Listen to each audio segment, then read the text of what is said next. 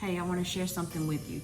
In 1 Kings chapter 17, the prophet Elijah went to King Ahab and let Ahab know that there would be no rain and no dew for the next few years unless he spoke the word. And the Bible says that over a span of 3 years, there was no rain and no dew, so much so that it caused a drought in the land. And in 1 Kings chapter 18, the Bible says that the word of the Lord came to Elijah and told Elijah to go back to Ahab. Now, 3 years have already passed, and the Bible says, go back to Ahab and let Ahab know that the rain is coming. In other words, what God was saying to Elijah is, go to Ahab and let Ahab know that it's time. And the Lord sent me to let somebody know that it's time. For some of you all, it's time to forgive. It's time to move on. It's time to heal. It's time to let go. For others of you, it's time for you to write that book. It's time for you to start that ministry. It's time for you to start that business. It's time for you to do the idea that God has placed in your spirit for you to do. And so when the word of the Lord came to Elijah to go to Ahab and let Ahab know that the rain was coming,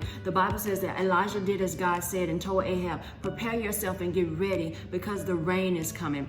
And the Bible says that Elijah told his servant, he said, I want you to go out to the sea. And he said, I want you to tell me what it is that you see. And the Bible says that when the servant first went, he came back and said, I don't see anything. Because this is what happens. Sometimes God places a vision in you that he doesn't show everybody. So everybody's not going to understand your vision. Everybody's not going to understand what you're doing. Everybody's not going to understand the idea that God placed in your spirit. And so the Bible says that Elijah sent his servant 7 times to go out and look and tell me what you see. And the Bible says that on the 7th time, the servant came back and said, I see a cloud the size of a man's hand. Now, when you think of a cloud the size of a man's hand, it's something that's small compared to other clouds. But I want you to know something.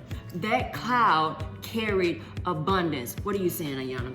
What I'm saying is the idea that you have, the ministry that you have, the book that you have on the inside of you, the business that you're supposed to start, that idea carries abundance. Because remember, Elijah said, I hear the sound of the abundance of rain. But when his servant went to look, the servant said, all I see is a cloud the size of a man's hands, which meant it was small. It was a small thing, but it carried abundance. So I'm here to encourage you and let you know that your idea, your vision, your ministry, your business, whatever it is that God has placed on the inside of you, it carries abundance. And the Lord wanted me to let you know that it's time. Ecclesiastes 3:1 says, for everything there is a season and a time to every purpose under the heaven. And I'm just here to let you know that it's time. It's time for you to step out. It's time for you to do the thing that God has called you to do. It's time for you to put on that conference. It's time for you to write that book. It's time for you to start that business. It's time for you to do whatever God has placed in your spirit